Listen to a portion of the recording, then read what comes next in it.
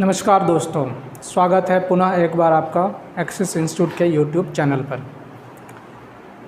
अभी हम लोग purification of water environmental engineering में देख रहे हैं, जिसमें हमारा 7-8 लेक्चर हो चुका है और इसमें हम लोग बहुत ही इम्पोर्टेंट टॉपिक एक देख रहे हैं, दैट इज़ द फिल्ट्रेशन। और फिल्ट्रेशन में हमने आपको स्लो सैंड फिल्टर क्या होता है, उसका थ्योरी ऑफ फिल्ट्रेशन क्या है और उसके डिज़ाइन किस प्रकार से करते हैं, हमने ये सारी बातें आपको बता दिया है। और उसके बाद हम लोग rapid sand filter last video में देख रहे थे, और रैपिड सैंड फिल्टर में हमने बहुत सारे पैरामीटर्स बता दिए आपको। रैपिड सैंड फिल्टर वर्क कैसे करता है, रैपिड सैंड फिल्टर का बैकवाश कैसे करते हैं, रैपिड सैंड फिल्टर में जो ड्रेनेज पाइप्स होता है उसको किस प्रकार से डिज़ाइन करते हैं, उस पर हमने क्वेश्चन नहीं देखे थे। अब देखिए, एक बहुत ही इम्पोर्टेंट पैरामीटर है कि रैपिड सैंड फिल्टर से जब हम लोग फिल्ट्रेशन करते हैं तो इसमें किस प्रकार की समस्याएं आ सकती है, प्रॉब्लम्स क्या आ सकता है और उस प्रॉब्लम का निदान क्या होगा, और साथ ही साथ इस पर डिज़ाइन पे बेस्ड हम लोग 1-2 क्वेश्चन आज इस वीडियो में करेंगे जो आपके बहुत सारे एग्जाम्स में काम आएंगे। तो हम लोग आज जो रैपिड सैंड फिल्टर का जो हमने कंटिन्यू करता हूँ मैं लास्ट वीडियो से, जहाँ हम लोग बात किए थे वो बैकवाश का था, और बैकवाश कितने टाइम में करते हैं, कब करते हैं, स्पीड क्या होगा, रेट क्या होगा बैकवाशिंग का, वो सारी बातें हमने आपको लास्ट वीडियो में बता दिया था। आज हम लोग देखेंगे लॉस ऑफ हेड। ठीक है, आज जो हमारा टॉपिक होगा रैपिड सैंड फिल्टर है, टॉपिक है हमारा rapid sand filter.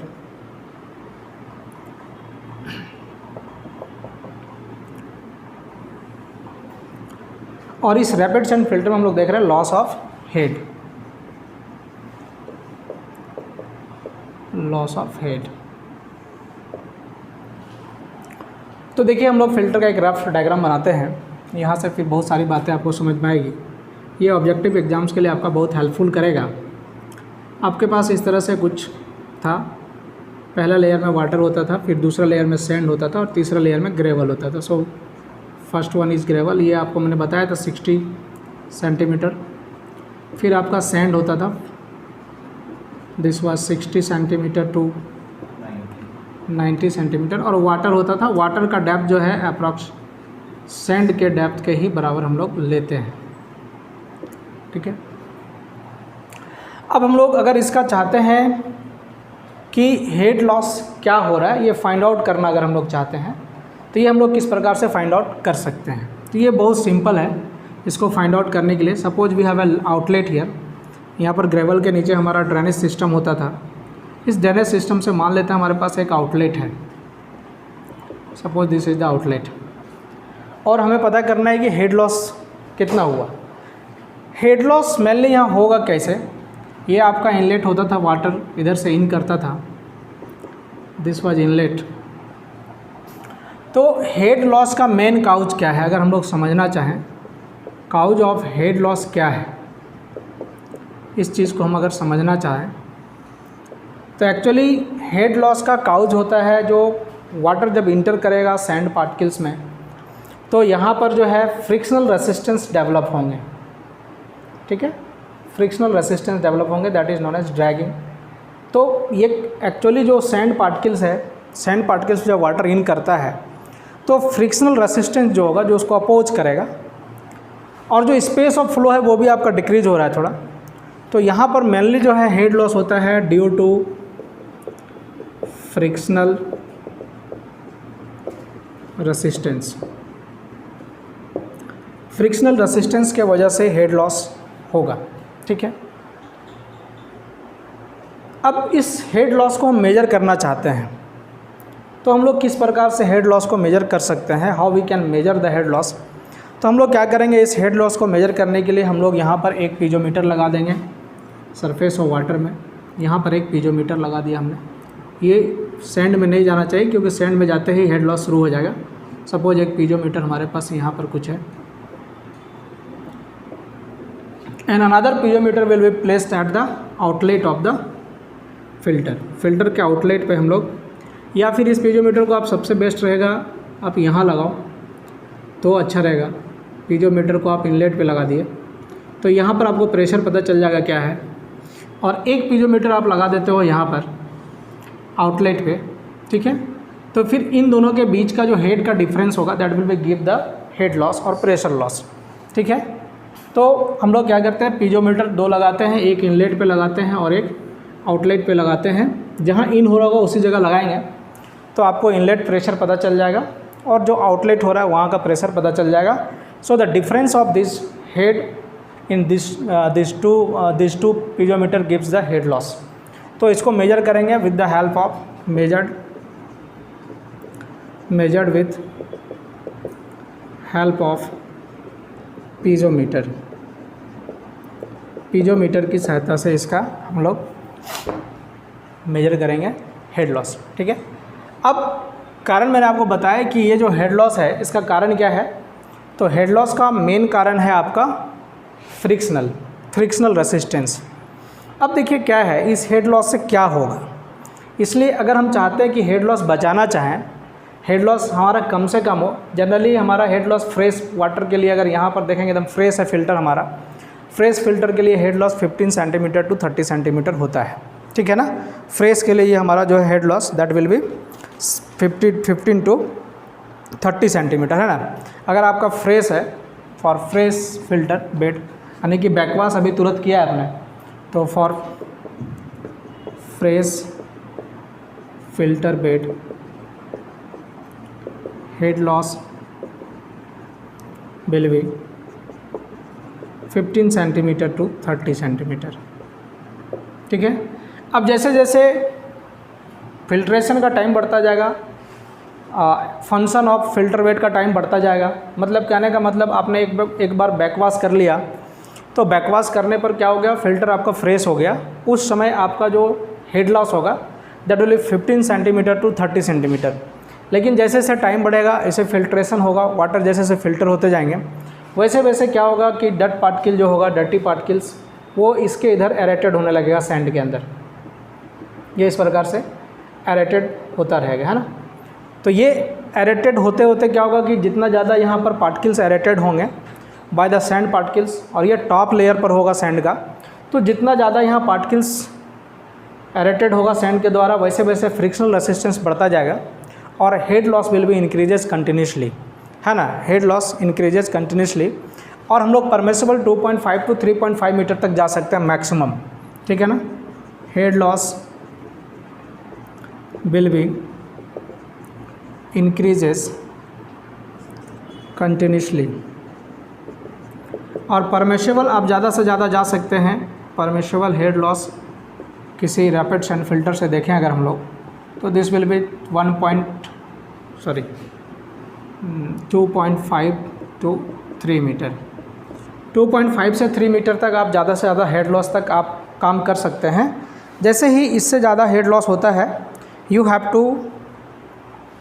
To wash the filter, है ना। आप चाहते हैं कि हेड लॉस कम हो हमारा, फॉर मिनिमम हेड लॉस, तो आप फ्रिक्वेंटली फ़िल्टर को वॉश करिए 24 आवर्स में एटलीस्ट 1 टाइम, और as per the presence of turbidity in water आपको ये देखना है हेड लॉस ज़्यादा हो रहा है। हेड लॉस मान लेते हैं कि अगर हम फिल्टर बेड को वॉश किए और वॉश करने के बाद 8 आवर्स में ही हेड लॉस हमारा इस रेंज में चला गया है, तो आपको फिर से फ़िल्टर को वॉश कर देना चाहिए, ठीक है, ताकि हेड लॉस इससे ज़्यादा ना हो पाए।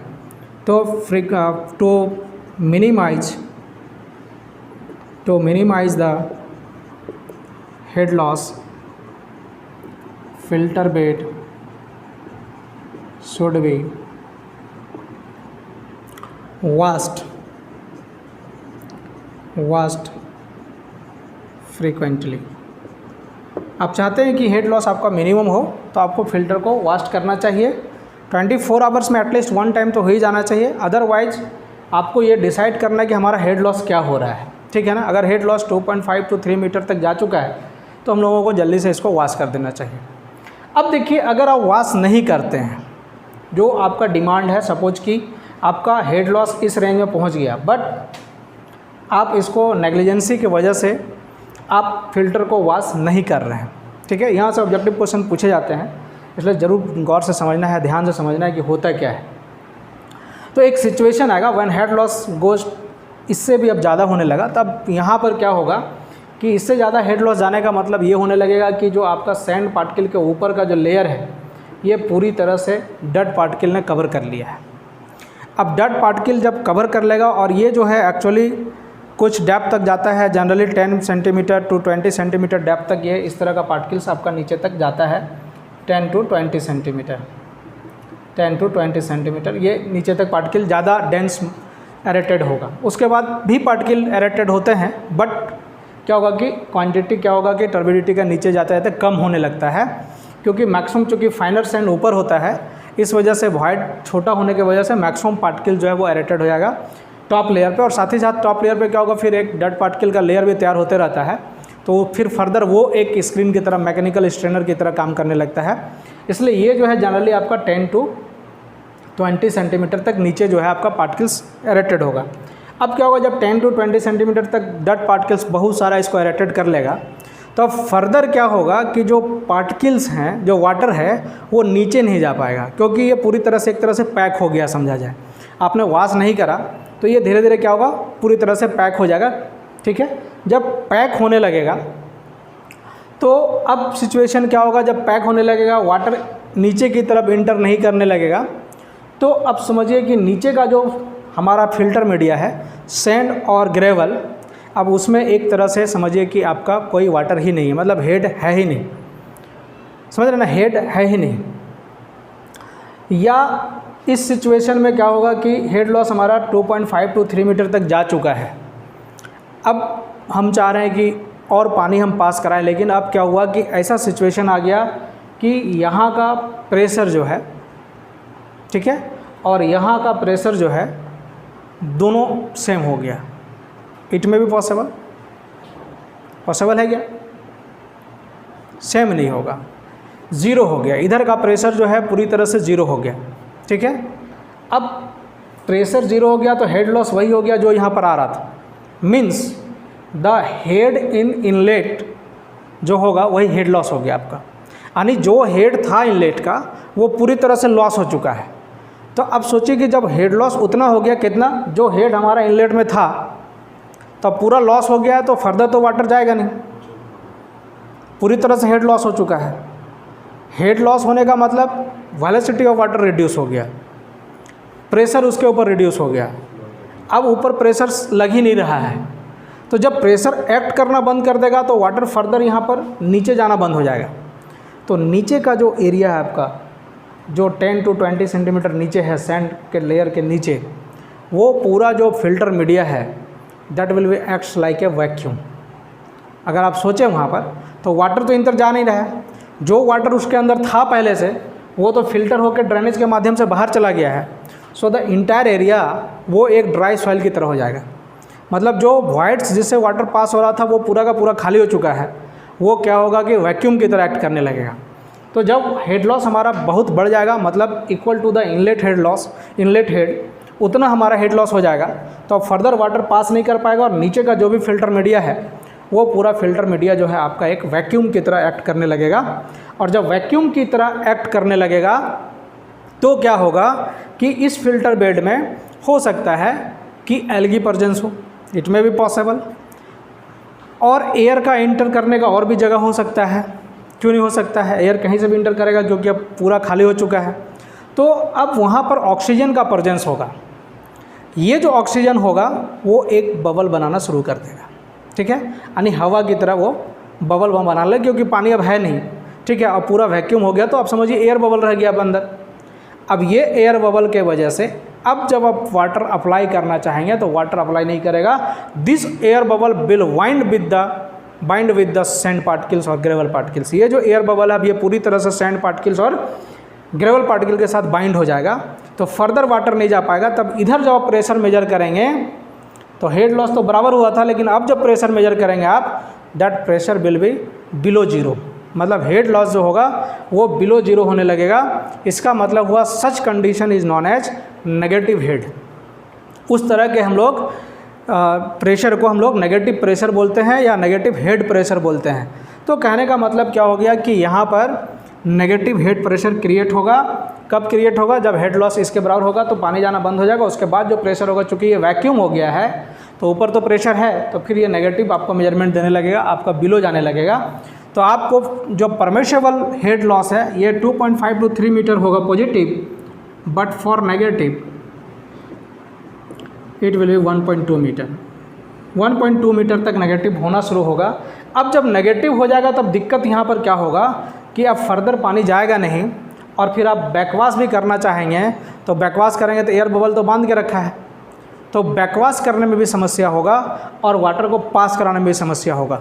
अब इस सिचुएशन में चाहते हैं, अब इस तरह के कंडीशन को जब वैक्यूम होगा, जब नेगेटिव प्रेशर हेड डेवलप हो जाएगा, है ना, नेगेटिव प्रेशर डेवलप हो गया, नेगेटिव प्रेशर डेवलप हो गया, तो एयर क्या करेगा?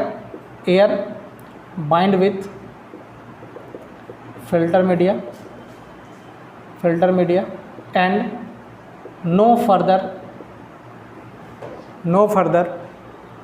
Water will be pass through this, है ना, no further water will be pass through it. ऐसा नहीं कि कंटिन्यूसली एकदम जीरो हो जाएगा, पास हो सकता है लेकिन इसकी इफ़िशियंसी बिल्कुल रिड्यूस हो जाएगी, है ना। इस तरह के चीज़ को हम लोग एयर बाइंडिंग बोलते हैं, ठीक है ना। This phenomenon is known an this phenomenon is known as air binding. This phenomenon is known as air binding. तो मतलब कहने का मतलब ये है कि यहाँ पर एयर बाइंडिंग हो जाएगा। तो हम लोगों को क्या करना है, अगर आप चाहते हैं कि फ़िल्टर बेड में इस तरह का एयर बाइंडिंग नहीं हो, नेगेटिव प्रेशर डेवलप नहीं हो, तो you will be always frequently wash the filter as well as the head loss goes to 2.5 to 3 metre. अगर यहाँ तक चला गया है तो आप हमेशा जो है, आप हमेशा क्या करिए कि आप हमेशा इसको वॉश कीजिए, फ्रीक्वेंटली वॉश कीजिए। अब देखिए क्या है, अब इसको हम चाहते हैं कि इसको हटाना चाहते हैं कि एयर बाइंडिंग जो हो गया है, नेगेटिव प्रेशर डेवलप हो गया है, तब हम चाहते हैं कि इसको हटाएं। तो इसको हटाने के लिए आपका रेमेडियल के लिए आपके पास क्या ऑप्शन है, क्या वाटर का डेप्थ को ऊपर बढ़ा दीजिए। जब वाटर डेप्थ आप ऊपर बढ़ाएंगे तो आपका हेड बढ़ जाएगा, ठीक है, मतलब जो प्रेशर वाटर के द्वारा जो वेट लग रहा था फिल्टर पे वो बढ़ जाएगा, और वो जब वेट बढ़ जाएगा तो वो पास करना चाहेगा, उस सिचुएशन में ये ब्रेक हो सकता है ना, ठीक है, ब्रेक हो सकता है। तो ये एक पहला चीज़ हो गया air binding. This is the problem. ये जनरली प्रॉब्लम होता है कब, जब नेगेटिव प्रेशर डेवलप कर जाता है। नेगेटिव प्रेशर कब डेवलप होता है, जब आप फिल्टर बेड को फ्रिक्वेंटली वॉश नहीं कर रहे हैं, आप उसका नेग्लिजेंसी में ले रहे हैं, उस सिचुएशन में इस तरह का समस्या होता है। अब देखिए ऑपरेशन ट्रबल हम लोग देखना चाहते हैं कि ऑपरेशन ट्रबल क्या क्या होगा।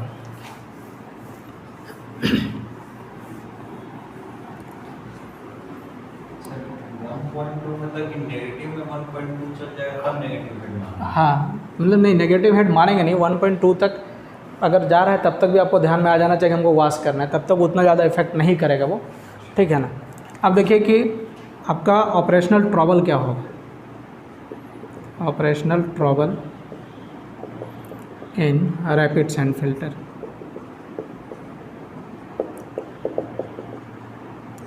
पहला है mud ball formation. This is the first, mud ball formation. आपको देखना है कि इसमें ऑपरेशन ट्रबल क्या होंगे। एक तो ऑपरेशन ट्रबल आप देख लिए, ठीक है, हम लोग देख रहे थे हेड लॉस, लेकिन आप समझिए वो भी एक ऑपरेशन ट्रबल है अगर नेगेटिव हेड डेवलप हो जाता है तो। दूसरा है मड बॉल का फॉर्मेशन। एक्चुअली मड बॉल का फॉर्मेशन कैसे होता है कि देखिए क्या है, जो एटमॉस्फेयर है उसमें बहुत सारे स्मॉल कोलाइडल पार्टिकल्स मूव करते रहते हैं, ठीक है, जो कि बिल्कुल ऑर्गेनिक नेचर का होता है, स्मॉल होता है, कोलाइडल होता है। जो स्टिकी होता है नेचर में, जो चिपचिपा होता है नेचर में, वो क्या होता है कि एटमॉस्फेयर में हमेशा घूमता फिरता रहता है। तो क्या है कि जब आप लगातार इसका यूज कर रहे हैं और वॉश नहीं कर रहे हैं आप, तो क्या है कि जो यहाँ पर जो पार्टिकल्स हैं, ऊपर जो पार्टिकल्स है एटमॉस्फेयर में, वो वाटर के कांटेक्ट में आता है। वाटर के कांटेक्ट में आने के बाद वाटर के साथ क्या होता है, डिजॉल्व होता है, ठीक है। डिजॉल्व होने के बाद क्या होगा कि वो छोटा छोटा पार्टिकल इस बेड के ऊपर आ जाएगा, क्योंकि वो क्या है, सॉलिड पार्टिकल्स है। एयर एटमॉस्फेयर आप जानते हैं कि इसमें सॉलिड पार्टिकल्स भी पाए जाते हैं। तो ये पार्टिकल्स क्या होगा कि वाटर के साथ रिएक्ट करके, वाटर के साथ आके मिल के मिक्स होके वो धीरे धीरे इसके लेयर पर आ जाएगा। और ये चूँकि कोलाइडल पार्टिकल्स है, बिकॉज कि हवा में जो भी पार्टिकल्स होगा वो बिल्कुल कोलाइडल पार्टिकल्स होगा, तो बहुत स्मॉल साइज़ का होगा, कोलाइडल्स होगा, इसलिए ये पूरी तरह से ऑर्गेनिक नेचर का होगा। ध्यान रखना इस बात का। ऑर्गेनिक नेचर होने की वजह से वो क्या करेगा, धीरे धीरे पार्टिकल्स को एक दूसरे से अटैच करना शुरू करेगा, आसपास का जो भी पार्टिकल्स। चूँकि आपका फिल्ट्रेशन हो रहा है तो पार्टिकल्स तो ऐसे भी एरेटेड हो रहे हैं, और उसके साथ पार्टिकल आया जो कि बहुत ही स्टिकी नेचर का है, तो वो एक दूसरे के साथ क्या करेगा कि मतलब कि अपने आप को जोड़ना शुरू करेगा, अटैच होना शुरू करेगा, स्टिक होना शुरू होगा। और वो चूँकि छोटा पार्टिकल्स होने के वजह से, बहुत छोटा होने के वजह से जो इसका वॉइड होगा सैंड का, उस वॉइड से वो पास हो जाएगा। ठीक है, वॉइड से पास होने की वजह से वो धीरे धीरे नीचे आते रहेगा।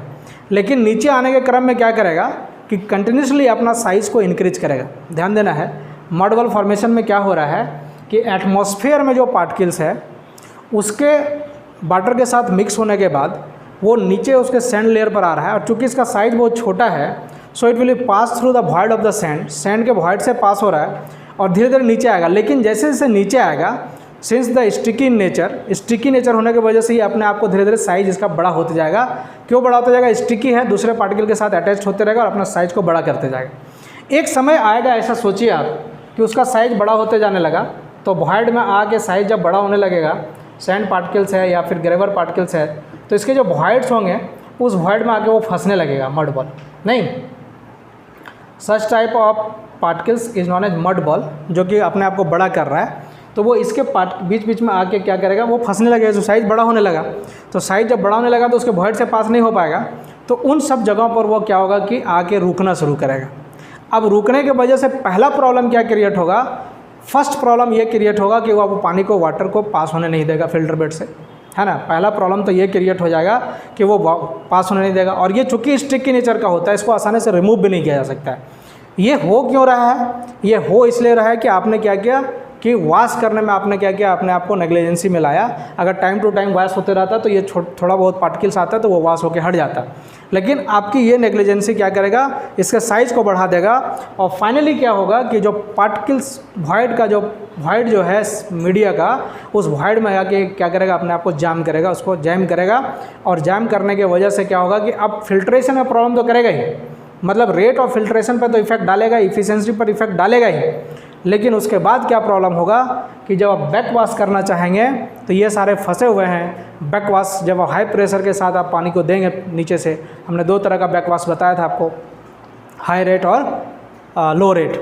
तो आप जब यहाँ वॉश वाटर के लिए पानी अपोजिट डायरेक्शन में देंगे आप, तो चूँकि वॉइड को ये क्लोज कर चुका है तो पानी जाने का रास्ता नहीं रहेगा। लेकिन आप जो पानी अप्लाई कर रहे हैं हैविंग वेरी हाई प्रेशर, ज़्यादा प्रेशर से पानी आप अप्लाई कर रहे हैं, तो इसके वजह से क्या होगा, जब पानी अपने आप को बाहर निकालना चाहेगा, तो जब बाहर निकालना चाहेगा तो उसके पास कोई ऑप्शन नहीं होगा, वो क्या करेगा, ग्रेवल के पोजीशन को डिस्प्लेस कर देगा। ठीक है, ताकि वो अपने आप को बाहर कर सके। ठीक है, तो इस वजह से आपका बैक वॉशिंग में भी प्रॉब्लम होना शुरू हो जाएगा। इस मड बॉल फॉर्मेशन अगर हो गया तो इसको कैसे हम लोग ख़त्म करेंगे, रिमेडियल क्या होगा इसका? तो इसका रिमेडियल का बस एक ऑप्शन है आपके पास, कि नहीं, दो चार ऑप्शन है। पहला ऑप्शन क्या हो सकता है कि आप सैंड को पूरी तरह से ऊपर का लेयर को हटा दें थोड़ा, है ना, या फिर फ्रेश वाटर अप्लाई करके उसको पूरी तरह से धोएं, अच्छा से पूरा रगड़ के धोएं, ताकि वो क्या है कि वहाँ से हट जाए। और जो सबसे बेस्ट है उसमें यह है कि कॉस्टिक सोडा का यूज करते हैं हम लोग, है ना। इसको रिमूव कैसे कर सकते हैं? Remove by adding caustic soda. Caustic soda के माध्यम से आप इसको रिमूव कर सकते हैं। कॉस्टिक सोडा को क्या करते हैं, अप्लाई करते हैं वाटर में। ठीक है, वाटर में अप्लाई करने के बाद आप क्या करते हैं कि जो है फर्स्ट इसको पहले क्या, आप सबसे पहले फ़िल्टर बेड को वॉश कर लेते हैं एक बार। वॉश करने के बाद आप क्या करते हैं, 10 सेंटीमीटर डेप्थ, मतलब वाटर का ये जो लेयर है, मतलब सैंड का, उससे आप 10 सेंटीमीटर ऊपर आप क्या करते हैं कि मतलब वाटर में आप कॉस्टिक सोडा डालते हैं। कॉस्टिक सोडा को पूरा मिलाते हैं, आप स्टायर करते हैं। स्टायर करने के बाद फिर से फ़िल्टर बेड को वॉश करते हैं। तो फिर से जब वॉश करेंगे आप, तो फिर क्या होगा कि वो जो पार्टिकल उसके साथ लगा हुआ था, चूँकि ऑर्गेनिक नेचर का था, वो रिएक्ट करेगा कॉस्टिक सोडा से और फिर आपका फ़िल्टर क्लीन हो जाएगा। This is the first operation travel in rapid sand filter. Now the second is what, cracking of filter. Second one is cracking of filter. Cracking of filter का मतलब यहाँ पर क्या है? एक्चुअली क्या है कि सबसे ऊपर का जो लेयर होता है हमारा, टॉप लेयर जो होता है सैंड का, ये बहुत फाइन पार्टिकल के साथ होता है।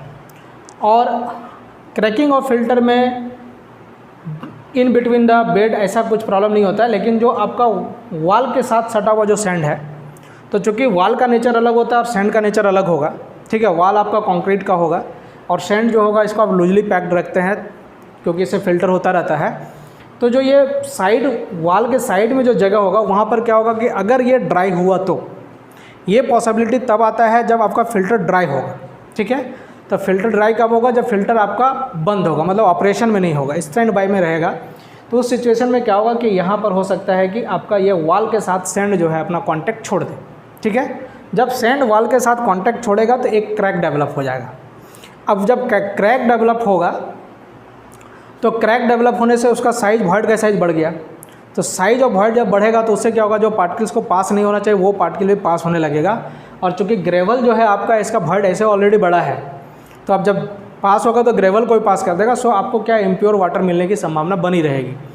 तो हम चाहेंगे कि यहाँ पर हमारा क्रैक डेवलप नहीं हो। अच्छा, अब अगर आप सोचते हैं कि हम ज़्यादा प्रेशर लगा देते हैं ऊपर से, अगर यह प्रेशर ऊपर बढ़ा दिए हैं तो आप जैसे जैसे प्रेशर बढ़ाएंगे वैसे वैसे क्रैक बढ़ता जाएगा, ठीक है ना। जैसे जैसे प्रेशर बढ़ाएंगे तो चूँकि यहाँ क्रैक हुआ है तो क्रैक में वाटर जाएगा तो वो और उस क्रैक के विड्थ को बढ़ाता जाएगा। As you increase the pressure applied above the sand, the size of the crack will be increases. और जैसे जैसे साइज इंक्रीज होगा वैसे वैसे पार्टिकल्स उसके अंदर जाते रहेंगे।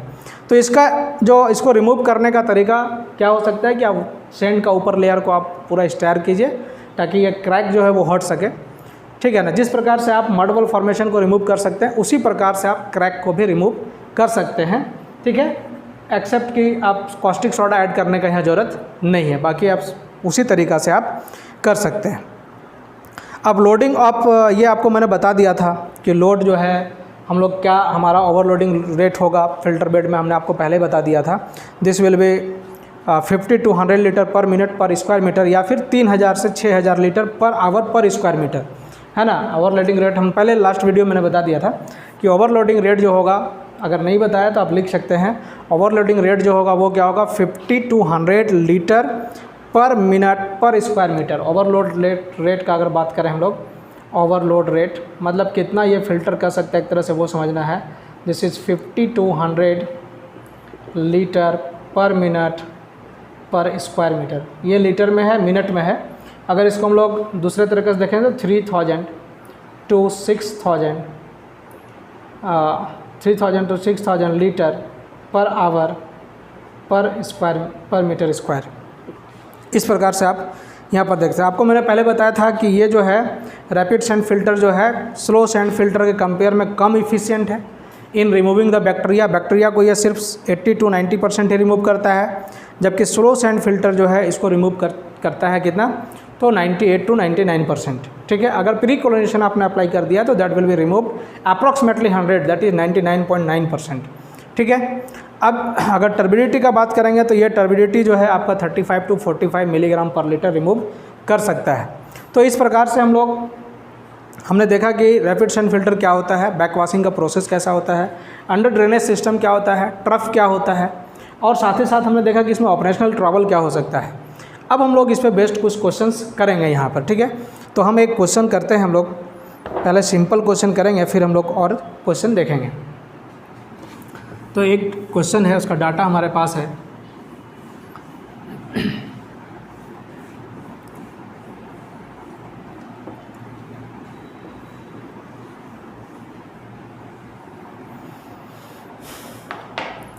Design the approximate dimension of a set of rapid gravity filter for treating water required for a population of 50,000. Population is given, data हम यहाँ लिखते हैं, population is 50,000, ठीक है। The rate of supply being 180 litre per day, यानी कि demand जो है वो है पर 80 litre per capita per day. So demand is this. The filters are rated to work 5000 liter per hour per square meter. Rate of filtration is given here. Rate of filtration अगर हम लोग देखें तो this is 5000 liter per hour per square meter. Per hour per square meter. Assume whatever data are necessary and not given. ठीक है, अब सबसे पहले ऐसा समझिए कि आपके पास क्वेश्चन क्या है. Design the approximate dimension of a set of rapid gravity filters for treating water required for a population of 50,000. The rate of supply being 180 litre per day per person. The filters are rated to work 5000 litre per hour per square metre. Assume whatever data be necessary. अगर कोई data और ज़रूरत है तो हम लोग उस data का हम लोग यहाँ पर यूज एज्यूम कर सकते हैं. ठीक है, अब देखिए आपके पास क्या है. पॉपुलेशन 50,000 है, demand 180 litre per capita per day है, रेट ऑफ फिल्ट्रेशन ये है. तो सबसे पहले हम लोग ऐसा करते हैं कि डिमांड क्या है हमारा. ठीक है, तो डिमांड हम लोग निकालना चाहते हैं. तो यहाँ पर देखिए आपके पास है पॉपुलेशन 50,000 और एक दिन में इतना पानी चाहिए, 180 लीटर पानी का ज़रूरत यहाँ पर है. ठीक है, तो हमारे पास क्या हो जाएगा, डिमांड हमारा क्या है, डिमांड पर डे अगर हम लोग देखें तो this will B 50,000 into 180 litre. Right, कितना हो गया 9 इंटू 1 2 3 4 5 6 9 इंटू 10⁻6 लीटर. राइट, ठीक है ना, एक बार मिला लेने का है. ठीक है, दिस इज़ मिलियन लीटर ना, मिलियन लीटर. अब इसको लीटर से हटा देते हैं, अच्छा रहने देते हैं litre. This equal to 9 million litre. This is the average demand. Right, जब भी डिमांड कहीं लिखा रहता है तो आपको समझना है कि एवरेज डिमांड है. बट यू हैव टू, आपको करना क्या है, आपको करना है हमेशा जब भी डिज़ाइन करना है आपको हमेशा इस बात का ध्यान रखना है कि आपका डिमांड जो होना चाहिए that will be maximum demand. ठीक है, तो मैक्सिमम डिमांड क्या होता है, मैक्सिमम डिमांड इक्वल टू, हमने लास्ट क्वेश्चन में बताया था आपको, maximum demand equal to this is 1.8 times of average demand. Right, so this will be what 1.8 into 9 million litre. तो क्या हो गया ये 16.2 मिलियन लीटर. सो डिमांड आपके पास हो गया 16.2 million litre per day. Right, per day है ना, MLD. अब जो है आपका डिमांड ये है पर MLD, इसको आपको बदल लेना है. आपका ये मैक्सिमम डिमांड पर डे है. आप इसको चूँकि यहाँ पर आपका rate of filtration is given 50,000 litre per hour per square metre. तो आपको क्या करना होगा, इसको आवर में बदलना होगा. ठीक है, सो 16.2 by 24 million litre per our. बताइए क्या है, कितना आया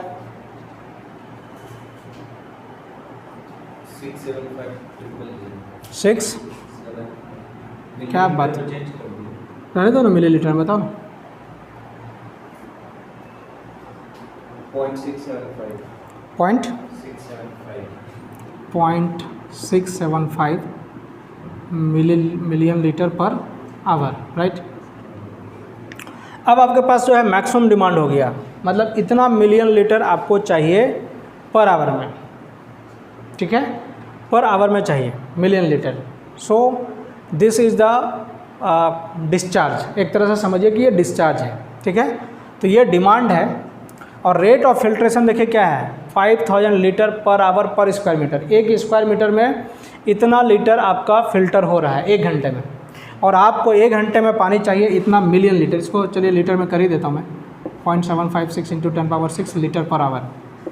कहने का मतलब ये है कि आपको इसको और थोड़ा कर देते हैं 675 इंटू 10⁻3 लीटर पर आवर. ठीक है, आप इस जो फिल्टर बेड का कैपेसिटी दिया हुआ है.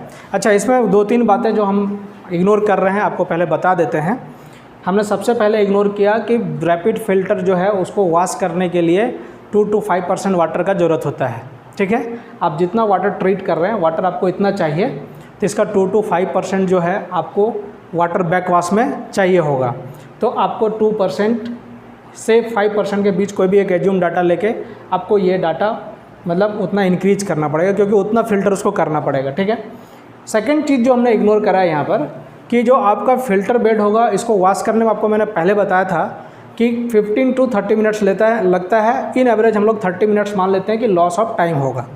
तो हमने अभी यहाँ पर 2 डाटा जो है उसको इग्नोर करके बना रहा हूँ ताकि आप नेक्स्ट क्वेश्चन में उसको समझ सकें।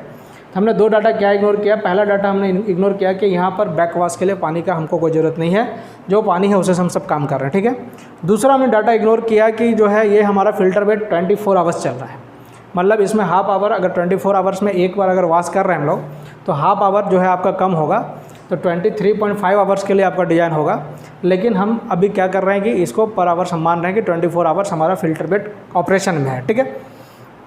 तो आप देखिए कि इतना लीटर आपका वॉश हो रहा है 1 घंटे में 1 स्क्वायर मीटर में, तो इतना वॉश करने के लिए कितना स्क्वायर मीटर का ज़रूरत है, सिंपल, ठीक है। तो देखिए आप क्या करें कि सिंस फिल्टर वॉश्ड या filtered 5000 litre per hour per square metre, या ऐसा लिखते हैं since 1 metre square of filter washed 5000 litre per hour, ठीक है, यानी 1 मीटर स्क्वायर में इतना वॉश हो रहा है, ठीक है। तो या फिर ऐसे लिखते हैं 5000 litre per hour be washed in 1 metre square. 1 metre square में इतना वॉश हो रहा है, तो 1 लीटर वॉश करने के लिए कितना एरिया चाहिए? सो दिस इज इतना हमको चाहिए एरिया, ठीक है ना, इतना एरिया चाहिए। 1 लीटर पर आवर अगर हम चाहते हैं वॉश करना तो हमको ये एरिया रिक्वायर्ड है, राइट। तो आपको वॉश कितना करना है पर आवर में? देखिए हमने क्या बताया कि 5000 litre per hour 1 metre square area से वॉश हो रहा है। देखिए फार्मूला याद कर सकते हैं आप, फार्मूला भी हम बता देंगे, आप समझिए कि 5000 लीटर पर आवर आपको 1 मीटर स्क्वायर आपको वॉश करेगा। यानी कहने का मतलब है कि 5000 लीटर पर आवर भी washed in 1 metre square. So 1 litre per hour कितना होगा, इतना 1 मीटर स्क्वायर में चाहिए। तो इतना के लिए कितना चाहिए? So therefore 675 into 10⁻³ litre per our हमको वॉश करना है, तो कितना एरिया चाहिए? तो 1 लीटर के लिए पर आवर के लिए इतना चाहिए, इसके लिए ये एरिया चाहिए, राइट, 5000 मीटर स्क्वायर। तो या दूसरे तरीके से आप निकाल सकते हैं कि सरफेस एरिया, आप फार्मूला रटना चाहते हैं तो आप रट सकते हैं। Surface area equal to what? This is equal to demand, जो डिमांड है divided by rate of filtration, और रेट ऑफ फिल्ट्रेशन फिर ये आपको याद रखना पड़ेगा। यू मे बी कन्फ्यूज कि रेट ऑफ फिल्ट्रेशन ऊपर होगा या डिमांड ऊपर होगा, sometimes you will be confuse, so goes through the unitary method. तो यहाँ पर से क्या आ गया area? 135 metre square. So we have a area of 135 metre square. हमने हमेशा कहा है कि जब भी आपको रैपिड फिल्ट, जैसे देखिए एक तो आप एरिया पर भी डिसाइड कर सकते हैं, क्या है कि रैपिड सेंट फिल्टर के लिए जो एरिया होता है मिनिमम 10 मीटर स्क्वायर होता है और मैक्सिमम 80 मीटर स्क्वायर होता है, ठीक है। तो आप देखिए कि एरिया जो है आपका 135 मीटर स्क्वायर आ गया। तो एरिया जो है, जो हमारा रेंज है, जो परमिशेबल एरिया है हमारा, वो 10 मीटर स्क्वायर से 80 metre square, minimum 10 metre square हमारा एरिया होना चाहिए और मैक्सिमम 80 मीटर स्क्वायर हम एरिया ले सकते हैं। But the area calculated in this case is 135 metre square, so it is beyond the limit, limit के बियॉन्ड है। तो वी हैव एटलीस्ट 2 यूनिट हम लोग यहाँ ले सकते हैं, और आप चाहें तो आप ज़्यादा यूनिट भी ले सकते हैं। उसके अकॉर्डिंग आपका डायमेंशन जो कैलकुलेट होगा वो आपका चेंज हो जाएगा। आपको कहीं ऐसा बोला नहीं गया कि how much unit you have to design, आपको यहाँ कहीं नहीं कहा है कि आप कितना यूनिट डिज़ाइन कर सकते हैं। आप चाहें तो यहाँ पर 5 से भी डिवाइड कर सकते हैं, 5 से आप डिवाइड करेंगे तो यह आ जाएगा क्या? 27 मीटर स्क्वायर, ठीक है। This will be also lies in the range 10 to 80 metre square. आप यहाँ चाहें तो 10 से भी डिवाइड कर सकते हैं, तो 13.5 मीटर स्क्वायर, तो आप 10 यूनिट्स बना सकते हैं। बट जैसे as you increase the number of units then the cost will be increases, because कि आपको उतना ज़्यादा बार बार आपको जो है कंस्ट्रक्शन और बाकी अदर जो लैटरल डिज़ाइन जो भी है उस सब में आपका कॉस्ट बढ़ता जाएगा। सो हम लोग एटलीस्ट यहाँ पर 2 कर लेते हैं क्योंकि 80 के बाहर है। सो डिज़ाइन 2 यूनिट्स, 2 यूनिट्स का हम लोग डिज़ाइन कर रहे हैं, ठीक है। Therefore area of each unit क्या हो जाएगा? Area of each unit will be 135/2, so this is 67.5 metre square. So area of एक यूनिट का आपका एरिया जो है यहाँ पर ये आ गया है, ठीक है। अब आपका जो बी होता है, जो लेंथ होता है, हमने आपको बताया था कि लेंथ जो होता है ये 1.5 टाइम्स आप 6 टाइम तक कर सकते, 12 टाइम तक कर सकते हैं, ठीक है। तो अब यहाँ पर हम लोग क्या करते हैं कि हम लोग लेंथ और विड्थ के बीच एक रिलेशन ले लेते हैं, एज्यूम करते हैं, एज्यूम आप 2 टाइम्स भी कर सकते हैं, L equal to 2 times of b, ठीक है। ये पूरी तरह से आपके ऊपर डिपेंड कर रहा है क्योंकि आप एज्यूम कर रहे हैं। आप बुक्स देखेंगे, हो सकता है वो कुछ और एज्यूम किया होगा, तो आंसर विल बी डिफरेंट, ठीक है। तो अब यहाँ पर हमने एज्यूम कर लिया। अब जो एरिया ऑफ ईच यूनिट है, तो एरिया इक्वल टू क्या हो जाएगा, area equal to L into b. Since L is 2b, so this is 2b square and this area is find out at 67.5. So b equal to what, 67.5 under root. So this will be what, 5.8 point ना, 8 point, अच्छा 2 भी है ना, रुको रुको रुको, sorry, तो यहाँ से b इक्वल टू हो जाएगा ये। सर यहाँ पे 2 यूनिट लिए तो 2 यूनिट को अपने एक यूनिट का डिजाइन करेंगे ना, तो दूसरा यूनिट तो सेम हो जाएगा उसी के जैसा। हम 2 यूनिट का डिज़ाइन कर रहे थे, एक का हम डिज़ाइन करेंगे, दूसरा अपने आप सेम डिज़ाइन हो जाएगा हमारा, है ना, क्योंकि एरिया इक्वल ना है। तो इसका क्या हो गया, 5.8 metre. Suppose this is 6 metre, okay, therefore L equal to 12 metre. तो hence the dimension of this becomes 6 into 12। अब देखिए कि अब इसमें डेप्थ, तो डेप्थ आपका वैरी नहीं करता है। डेप्थ हमेशा आपको ध्यान में रखना है कि डेप्थ जो होगा आपका क्या होता है, that will be always 2.5 to 3.5 metre होता है, क्योंकि आपको चूँकि सैंड का डेप्थ रखना है, ग्रेवल का डेप्थ रखना है, अंडर ड्रेनेज रखना है, फिर उसके ऊपर वाटर रखना है, तो वो अपने आप जब जोड़ेंगे तो आपको 3 मीटर के आसपास आ जाएगा। सो डेप्थ आप यहाँ पर नहीं करते हैं, सैंड फिल्टर के केस में डेप्थ के लिए कोई डिज़ाइन नहीं होता है, ठीक है। तो ये एक क्वेश्चन था इस पर बेस्ड, आशा करते हैं कि आप समझ गए होंगे।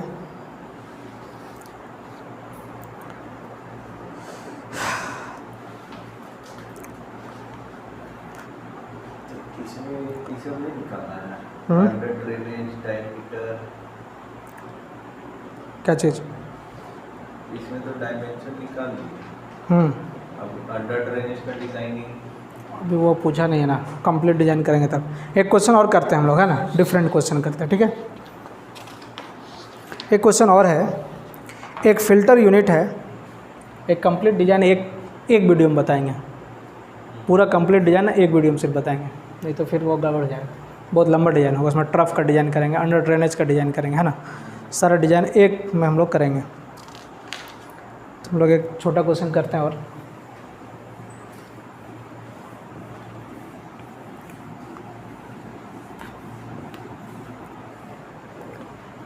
हमारे पास एक क्वेश्चन है, a filter unit is 4.5 metre by 9 metre, means area of filter is given, area of filter is given here 4.5 metre by 9 metre, ठीक है।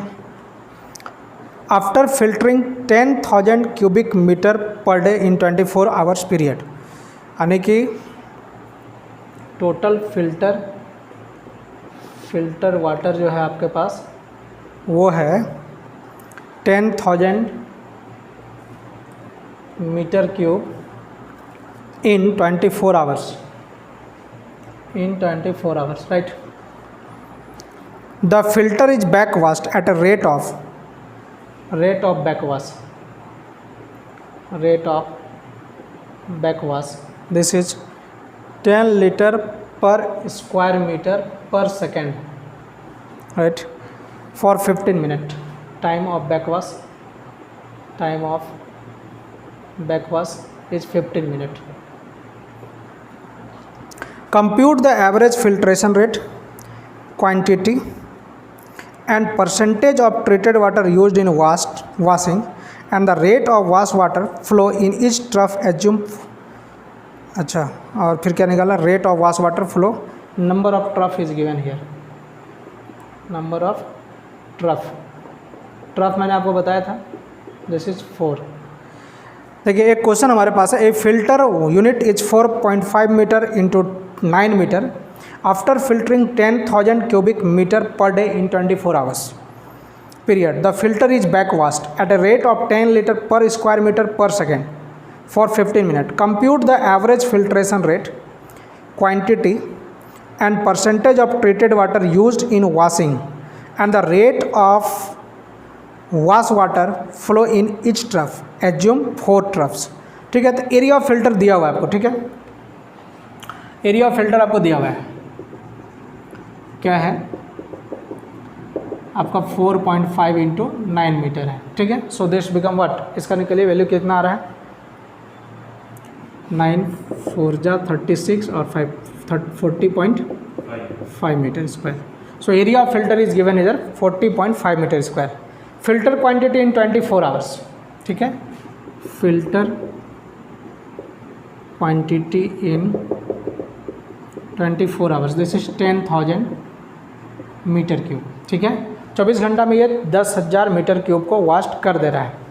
ठीक है, तो एरिया ऑफ अगर फिल्टर निकालेंगे हम लोग, तो एरिया ऑफ फिल्टर हम लोग कैसे निकालते हैं, area of filter equal to होता है क्या है, एरिया ऑफ फिल्टर आप लिखते हो क्या, तो आपका लिखते हो डिस्चार्ज यानी वाटर फिल्टर्ड है ना, जो डिमांड है हमारा वही वाटर फिल्टर होगा, तो वाटर फिल्टर्ड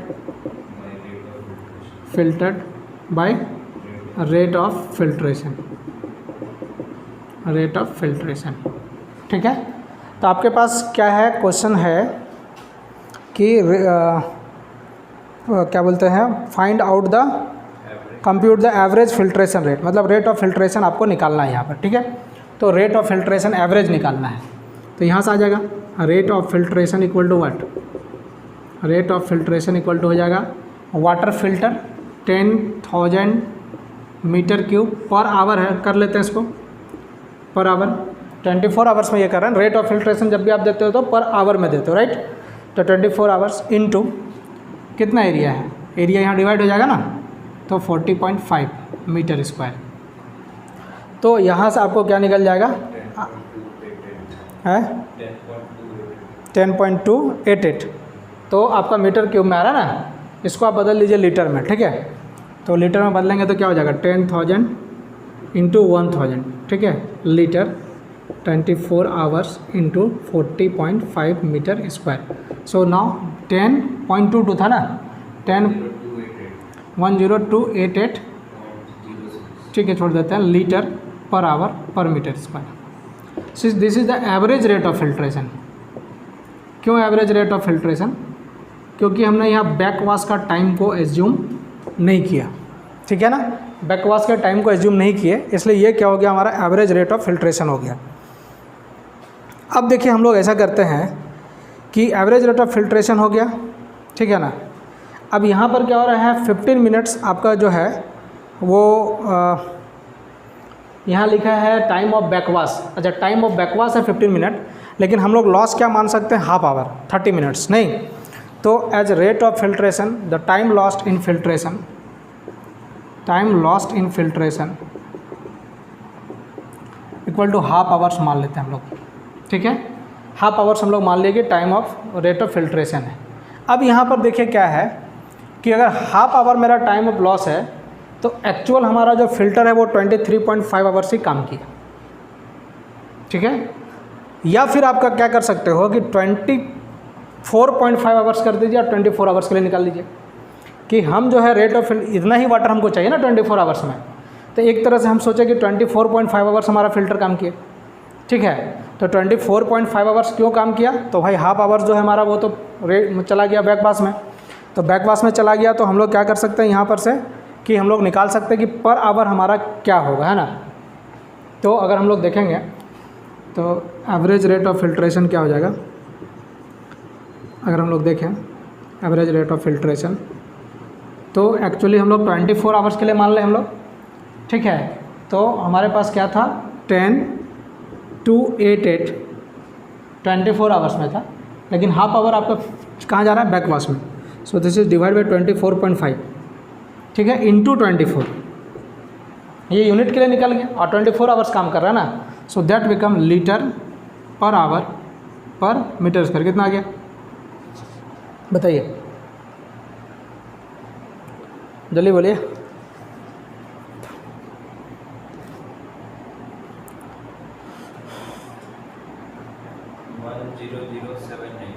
100,078, ठीक है, लीटर पर आवर पर। इसको दूसरे तरीके से बना सकते थे हम लोग। कैसे बना सकते थे समझना है। 24 आवर्स में इतना हो रहा है, 24 आवर्स से डिवाइड करते हैं, 23.5 से मल्टीप्लाई कर देते हैं, तो सेम रिजल्ट हम लोग को मिलता है। ठीक है, थोड़ा बहुत डाटा इधर उधर होता है। ये हो गया। अब अमाउंट ऑफ वाटर क्लीनिंग में हमारा क्या यूज हो रहा है, तो क्लीनिंग में हम लोग कितना पानी दे रहे हैं, 10 लीटर दे रहे हैं पर मीटर स्क्वायर पर सेकंड दे रहे हैं हमारा। ठीक है, तो amount of water used in cleaning, ये हमारा हाँ टाइम लॉस होगा ना, बैक वॉश कर रहे हैं ना हम, 24 आवर्स में एक बार बैक वॉश हो रहा है, तो 15 मिनट का बैक वॉश हो रहा है, लेकिन हम लोग उसका एवरेज टाइम क्या लेते हैं, आधे घंटा 30 मिनट। तो वहाँ पे लिखना बैक वॉशिंग के लिए, फिल्ट्रेशन के लिए नहीं। टाइम लॉस्ट हो गया तो मतलब बैक वॉश के लिए लॉस।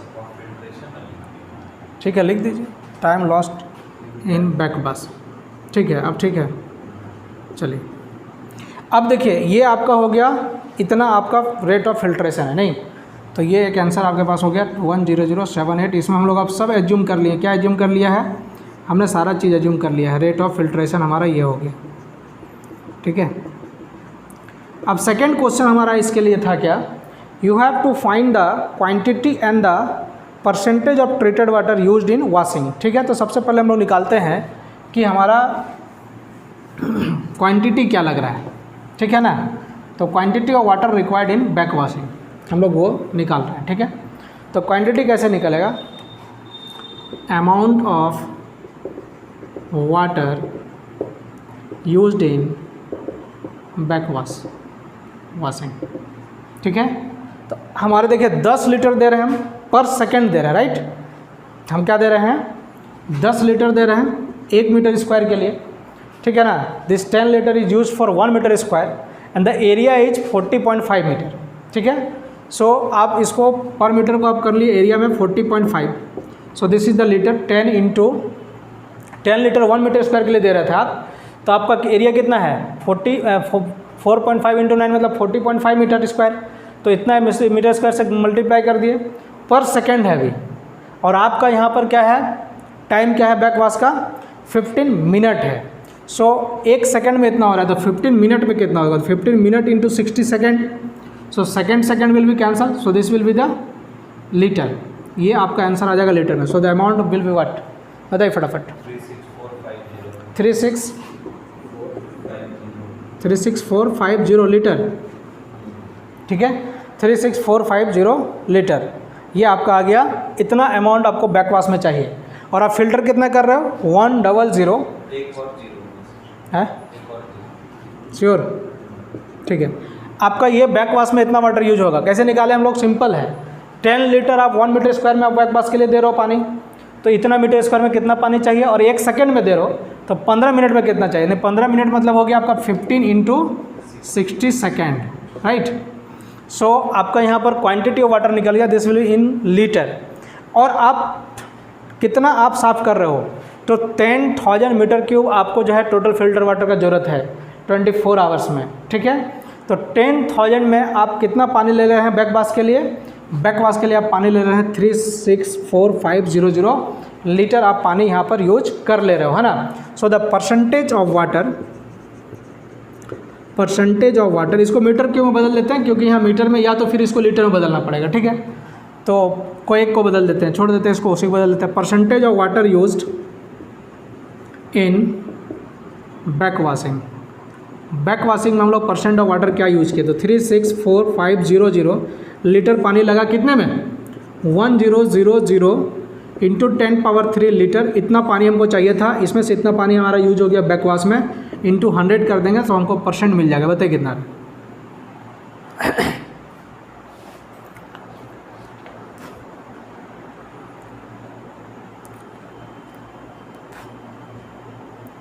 बताइए।